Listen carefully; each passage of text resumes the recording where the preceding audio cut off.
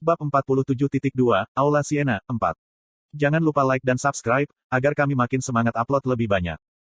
Dalam sejarah klan Lionheart, Vermont adalah satu-satunya yang mencapai bintang ke-10 dari Formula Api Putih.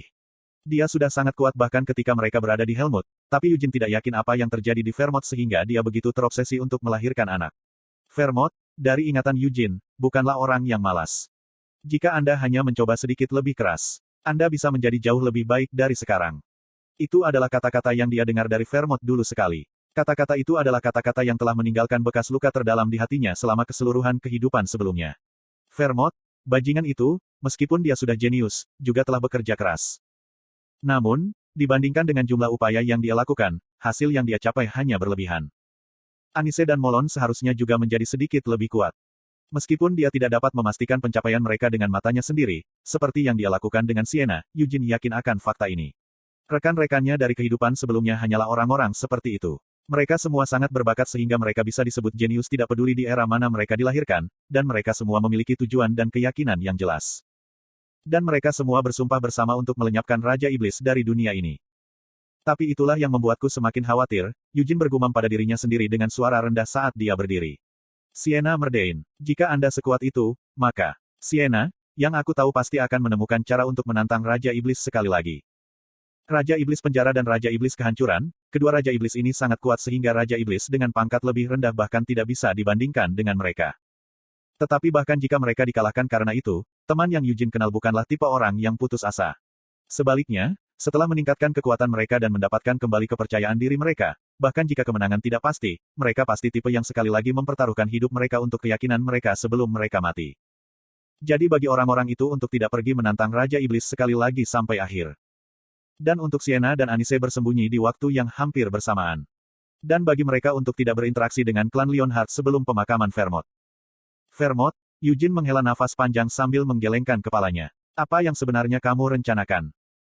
Meskipun Akron, sebagai perpustakaan kerajaan, memiliki nominal direktur perpustakaan, tidak ada waktu tutup karena sebagian besar operasi perpustakaan diserahkan kepada para familiar. Dengan kata lain, selama Anda menyerah pada waktu yang dihabiskan untuk makan dan tidur, Anda bisa tinggal di Akron selama yang Anda inginkan. Jika itu masalahnya, akan lebih baik jika mereka memiliki lokasi terpisah seperti ruang istirahat, harapan Eugene. Perpustakaan di Menara Sihir Merah jauh lebih nyaman dalam hal ini. Itu memiliki kafetaria dan kamar tidur yang disiapkan di dekatnya. Namun sayangnya, tidak ada tempat untuk hal-hal seperti itu di Akron. Dia tidak tahu apakah itu karena mereka tidak ingin bau makanan menyebar di udara atau jika mereka ingin mempertahankan martabat yang layak menyandang gelar sebagai perpustakaan kerajaan, tetapi dilarang keras untuk makan dan minum di dalam Akron. Untungnya, ada sayap penelitian terpisah yang menempel di aula di setiap lantai, di mana Anda bisa pergi untuk belajar dan bereksperimen dengan sihir. Jika itu masalahnya, bukankah tidak apa-apa baginya untuk makan dan tidur di sana? Meskipun Eugene bertanya kepada Mer tentang fakta ini. Meskipun saya tidak bisa makan dan tidak mungkin bagi saya untuk minum apapun, apakah Anda benar-benar akan melakukan hal seperti itu di depan saya? Mer memprotes. Sama sekali tidak mungkin. Jika kamu lapar, pergilah keluar untuk makan. Mer hanya menawarkan penolakan kecil seperti itu.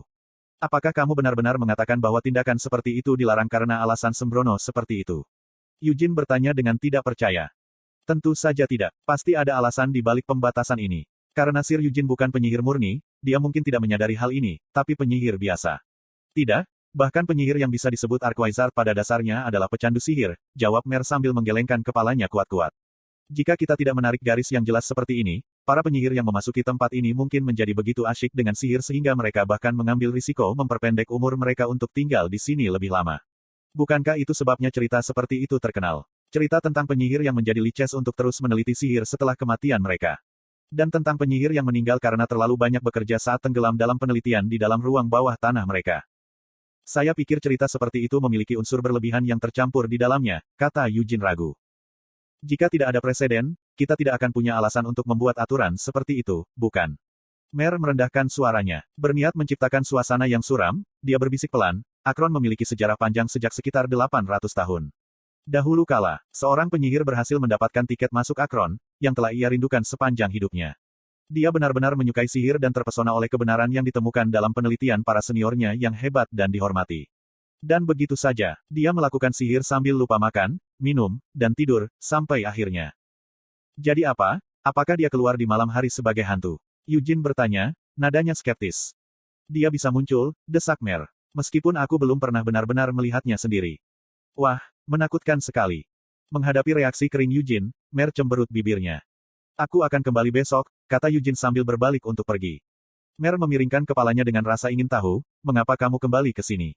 Teks-teks ajaib di aula ini seharusnya terlalu sulit bagi Anda, Tuan Eugene. Petik 2.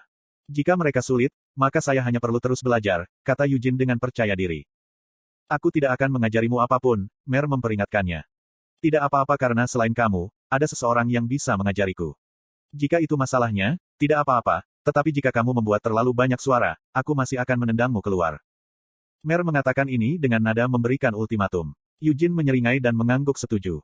Saya akan melakukan yang terbaik untuk diam, janjinya. Sejujurnya, Eugene mengalami beberapa konflik internal. Dia ingin terus mengenalnya dan bahkan berteman dengan Mer, yang sangat mirip dengan Sienna. Namun, dia tidak berpikir itu benar untuk mentransfer kasih sayang seperti itu padanya. Itu tidak benar, dan juga tidak adil bagi Mer. Bagaimanapun, Mer adalah seorang familiar. Dia bukan Sienna sendiri. Keberadaan Mer juga menyebabkan Eugene menjadi terlalu sadar akan kehidupan masa lalunya. Jadi Eugene tidak ingin lebih dekat dengan Mer daripada yang benar-benar dibutuhkan. Namun, hal-hal tidak berjalan seperti yang dia rencanakan. Hanya mengambil hari ini sebagai contoh, ada beberapa kali ketika Eugene melihat sekilas Sienna dalam perilaku Mer. Konten iklan. Tapi aku tidak bisa bersikap seolah-olah aku juga tidak mengenalnya. Jika dia benar-benar ingin menjaga jarak, hal terbaik dan paling sederhana untuk dilakukan adalah tidak pergi ke aula Sienna lagi. Tapi Eugene tidak ingin pergi sejauh itu. Karena selain dari keberadaan Mer, dia juga ingin memanjakan dirinya dalam witchcraft dan teks magis lainnya yang tersimpan di dalamnya. Sebelum turun ke lantai pertama, mengikuti saran Mer, Eugene melihat sekeliling lantai bawah. Meskipun ada juga familiar di lantai ini, mereka tidak memiliki kepribadian atau kecerdasan buatan yang membimbing mereka, jadi mereka hanya bisa menjawab beberapa pertanyaan sederhana dan menjaga aula yang ditugaskan kepada mereka. Tidak ada familiar yang seperti manusia seperti Mer. Meskipun kesulitannya sama. Mengikuti panduan mekanis dari para familiar, Eugene telah melihat buku-buku sihir yang dipajang. Bahkan jika itu tidak sebanyak witchcraft, yang tidak mungkin dipahami Eugene saat ini, kesulitan dari buku-buku ini sama dengan teks sihir lain yang dia lihat di aula Sienna. Ketika dia tiba di lantai pertama Akron, sebuah suara memanggil Eugene, kamu benar-benar terlambat untuk turun.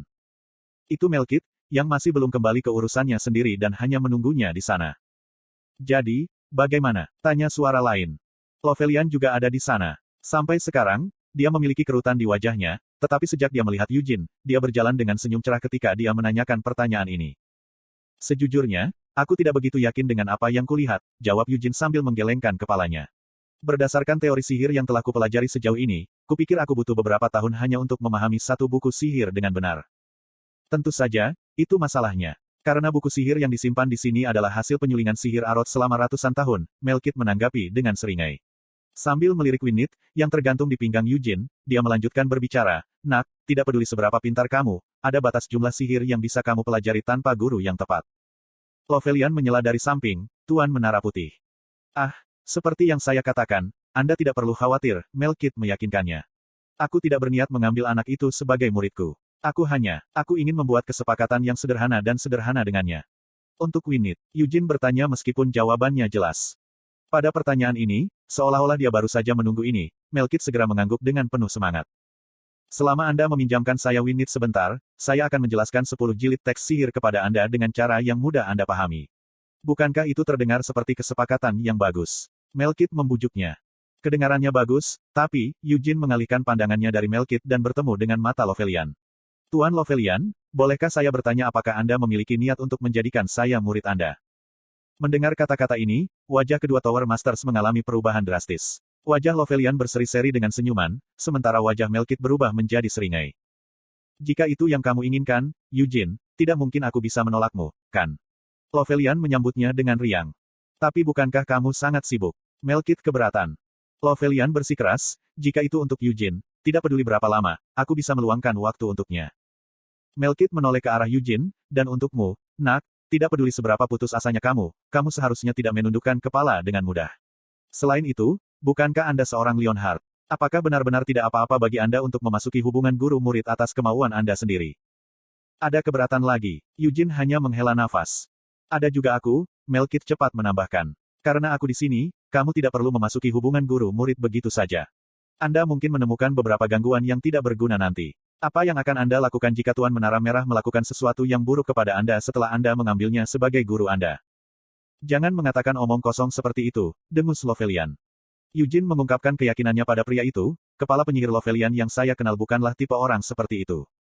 Melkit menyipitkan matanya dengan frustrasi, kamu anak nakal yang menyebalkan, kamu baru berusia 17 tahun. Apakah Anda benar-benar berpikir Anda mengenal Red Tower Master lebih baik daripada saya? Petik 2. Kenapa kamu terus menyemburkan omong kosong konyol seperti itu? Lovelian bertanya dengan mata menyipit. Tidak dapat menemukan jawaban lain, Melkit menggigit bibirnya sejenak sebelum akhirnya menghela nafas panjang. Baiklah kalau begitu. Jika Anda benar-benar menjadi murid Master Menara Merah, Anda tidak perlu saya menjelaskan teks-teks ajaib itu dengan imbalan meminjamkan saya Winit. Meskipun mengakui ini benar-benar melukai harga diriku, keterampilan sihir Tuan Menara Merah lebih baik daripada milikku, oke. Melkit dengan enggan mengaku. Kita tidak perlu menukar petunjuk tentang buku-buku sihir itu, kata Eugene sambil mengangkat bahu dengan geli. Apakah Anda tidak memiliki hal lain yang layak untuk diperdagangkan? Item juga bisa berfungsi dengan baik. Petik 2. Rahang Melkit jatuh setengah kaget pada pernyataan berani ini. Setelah menatap Eugene selama beberapa saat, dia tertawa terbahak-bahak saat dia menggelengkan kepalanya. Anak ini benar-benar tahu cara membuat kesepakatan, komentar Melkit sinis. Jika kamu tidak mau, tidak masalah bagiku, jawab Eugene dengan santai. Siapa bilang aku tidak mau? Melkit segera merespons saat dia menggosok dagunya. Biarkan aku berpikir sebentar.